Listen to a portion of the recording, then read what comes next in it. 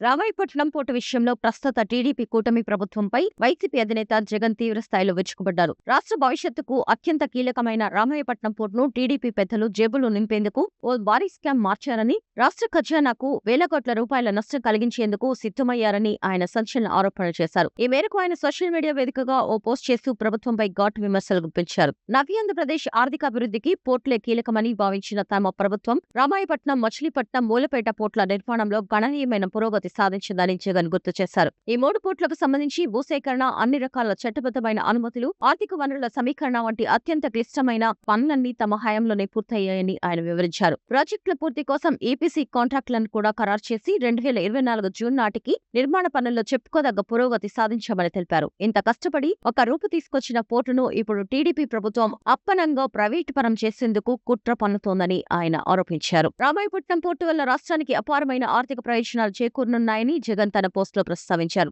Bharat petroleum corporation limited సుమారు 1,00,000 కోట్ల రూపాయలకు పైగా పెట్టుబడితో ఏర్పాటు చేయనున్న గ్రీన్ఫీల్డ్ రిఫైనరీ, పెట్రోకెమికల్ కాంప్లెక్స్ పూర్తిగా రామాయపట్నం పోర్టుపైనే ఆధారపడి ఉందని తెలిపారు. ముడి చమురు దిగుమతికి ఈ పోర్టు కీలకం కానుందన్నారు. అలాగే ఇండస్ట్రియల్ సోలార్ సంస్థ ఏర్పాటు చేయనున్న గిగా స్కేల్ తయారీ ప్లాంట్ కు కూడా ఈ పోర్టే ఆధారమని తెలిపారు. ముడి సరుకుల దిగుమతికి, తయారైన సోలార్ మాడ్యూళ్ల ఎగుమతికి ఈ డీప్ వాటర్ పోర్ట్ అత్యంత అవసరమని పేర్కొన్నారు. వీటితో పాటు వైఎస్సార్ కడప జిల్లాలో జేఎస్డబ్ల్యూ స్టీల్ నిర్మిస్తున్న ఉక్కు కర్మాగారానికి అవసరమైన ముడి ఇనుము, కోకింగ్ కోల్ వంటివి దిగుమతి చేసుకోవడానికి రామాయపట్నం పోర్టులో ఆ సంస్థ 2 బెర్తులను అభివృద్ధి చేస్తుందని గుర్తు చేశారు. ఈ ప్రాజెక్టులన్నీ వేలాది మందికి ప్రత్యక్షంగా, పరోక్షంగా ఉపాధి కల్పించడమే కాకుండా రాష్ట్రానికి పన్నుల రూపంలో భారీ ఆదాయాన్ని సమకూరుస్తాయని జగన్ వివరించారు. ఇన్ని ఆర్థిక ప్రయోజనాలున్న రామాయపట్నం పోర్టును టీడీపీ ప్రభుత్వం ఓ భారీ స్కామ్ గా మార్చేందుకు ప్రయత్నిస్తోందని జగన్ తీవ్రంగా ఆరోపించారు. రాష్ట్ర ప్రభుత్వం 4,929 కోట్ల రూపాయలు ఖర్చు చేసి నిర్మిస్తున్న ఈ పోర్టును కేవలం 1,500 కోట్ల రూపాయల ముందస్తు చెల్లింపుకే ప్రైవేట్ వ్యక్తులకు కట్టబెట్టారని చూస్తోందని